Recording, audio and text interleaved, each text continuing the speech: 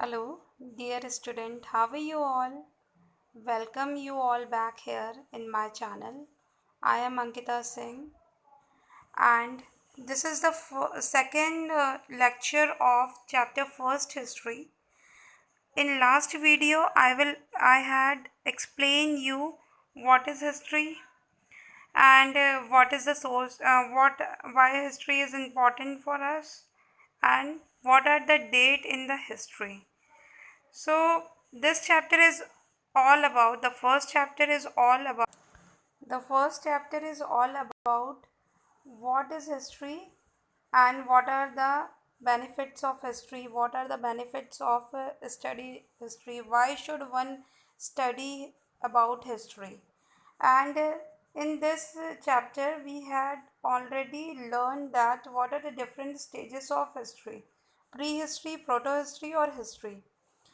Now the further in this chapter, we will learn what are the different sources of history. As this chapter name is when, where and how, कब, कहाँ और कैसे. So इस chapter में हम लोग अब आगे पढ़ेंगे कि हिस्ट्री जो है, हिस्ट्री के बारे में हमने सब कुछ जान लिया, बट अब क्या जानना बाकी है.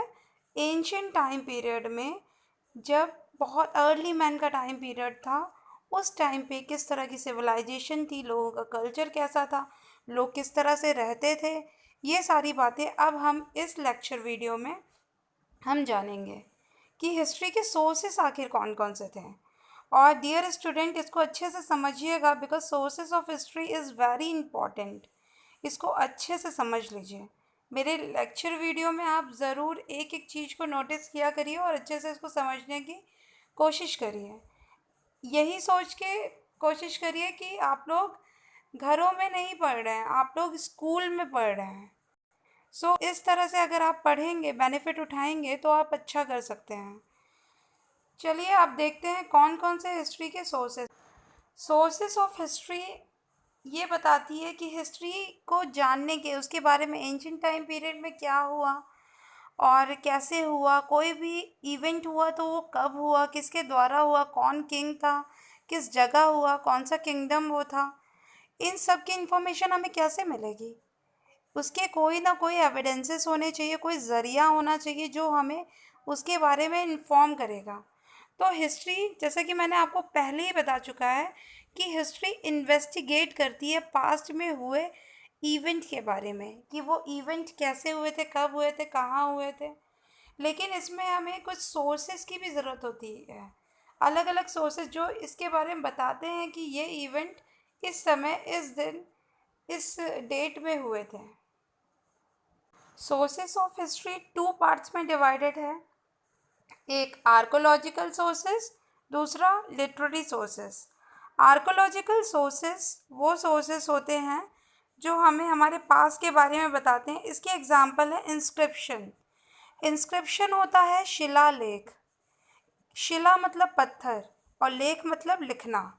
शिलालेख या किसी भी मेटल में लिखा हुआ कोई चीज़, पेड़ों पे लिखी हुई कोई बातें, दीवारों पे, पत्थरों पे, मंदिर की दीवारों पे, पिलर्स पे जो भी लिखा हुआ होता है, जो हमें पास्ट के एविडेंसेस मिले होते हैं लिखे हुए किसी भी चीज़ पे, वो हमारा कहलाता है इंस्क्रिप्शन.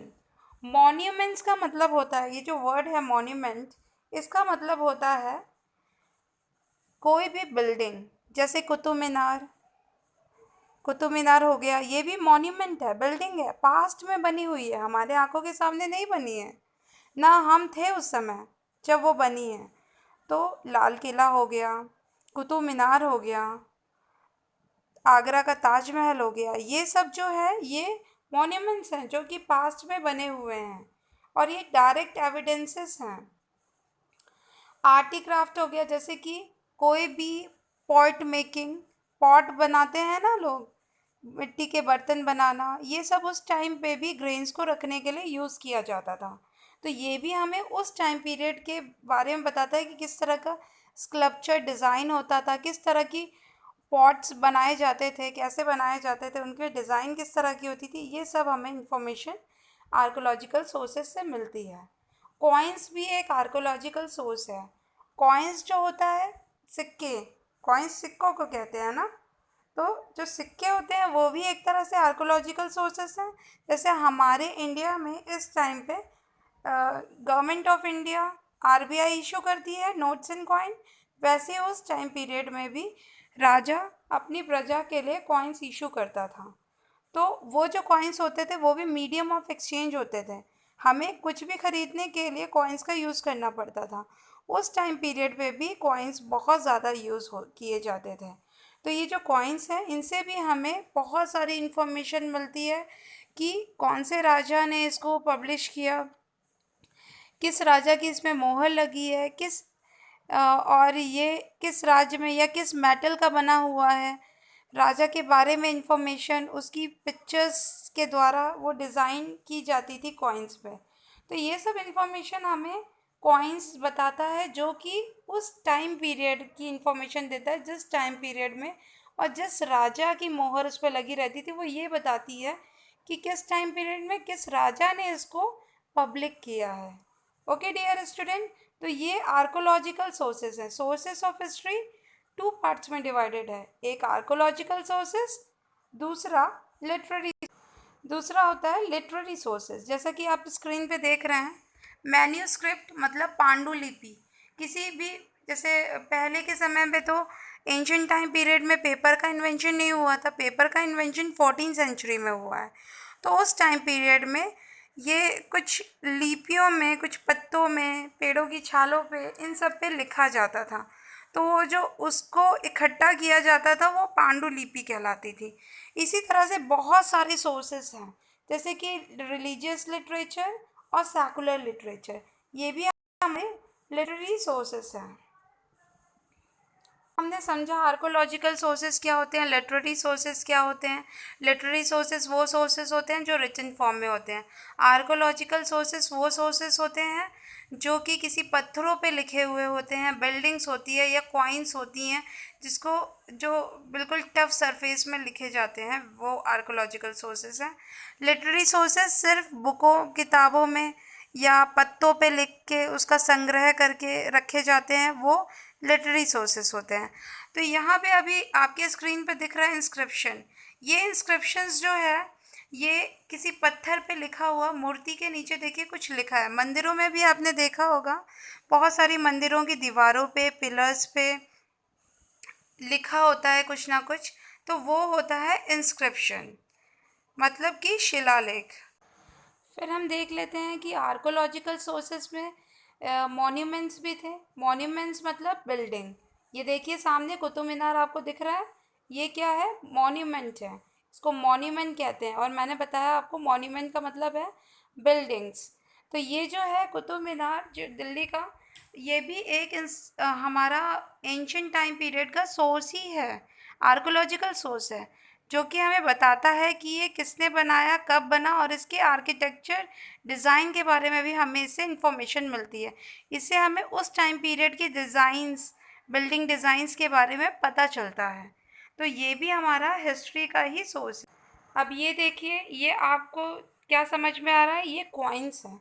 उस टाइम पीरियड में अलग अलग लोगों ने अलग अलग तरह के कॉइन्स इशू करे हैं। ये एग्जाम्पल है कि गोल्ड और सिल्वर कॉइन का। उस एंशियंट टाइम पीरियड में कॉपर के कॉइन्स भी चलते थे।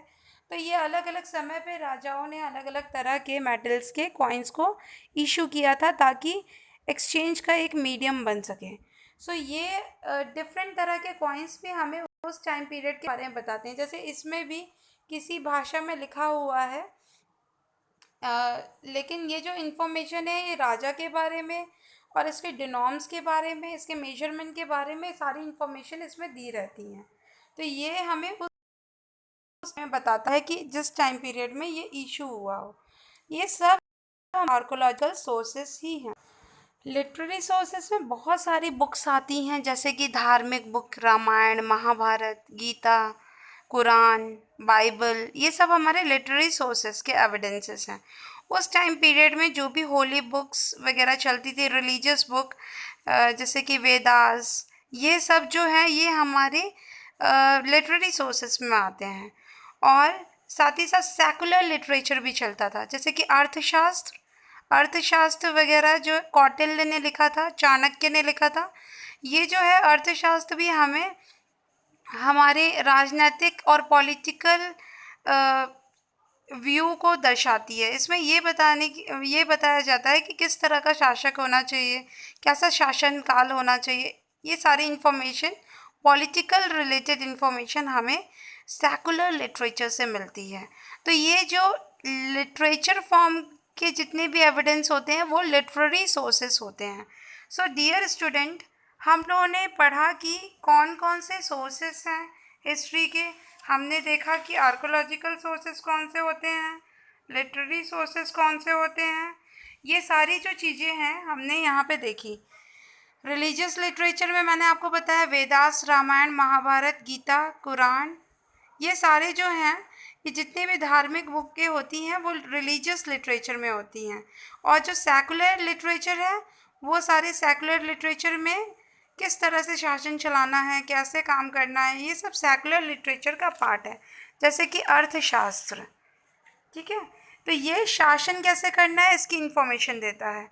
सो डियर स्टूडेंट, ये सारी चीज़ें थी जो हमारे सोर्सेस ऑफ हिस्ट्री थी एंशिएंट टाइम पीरियड में। आई होप आपको ये लेक्चर पसंद आया होगा और आपको समझ में आया होगा सारी बातें जो इस चैप्टर में दी हुई हैं। डियर स्टूडेंट, हम एक्सरसाइज एंड क्वेश्चन आंसर्स कर चुके हैं। आप लोग उसको अच्छे से कंप्लीट करके रखिए। लॉकडाउन में ऐसा मत सोचिए कि अब पढ़ाई नहीं होगी, पढ़ाई घर पे ही होगी और अच्छे से होगी। और इस वीडियो का ज़्यादा से ज़्यादा फ़ायदा उठाइए, अच्छे से पढ़िए, हेल्दी रहिए, सेफ रहिए और घर पे रहिए बट पढ़ते रहिए। So dear student, next video मैं आपको शेयर करूँगी आपकी नेक्स्ट क्लास पे। तब तक के लिए आप इस चैप्टर को अच्छे से रिवाइज करिए, अपने सारे नोट्स कंप्लीट कर लीजिए और मेरे साथ जुड़े रहिए। मेरे वीडियोस को ज़रूर देखिए, लाइक करिए, कमेंट करिए, शेयर करिए, सब्सक्राइब करें, ताकि इससे रिलेटेड वीडियोस की इन्फॉर्मेशन आपको एवरी डे मिलती रहे। Okay dear student, thank you for watching. Have a nice day. Take care.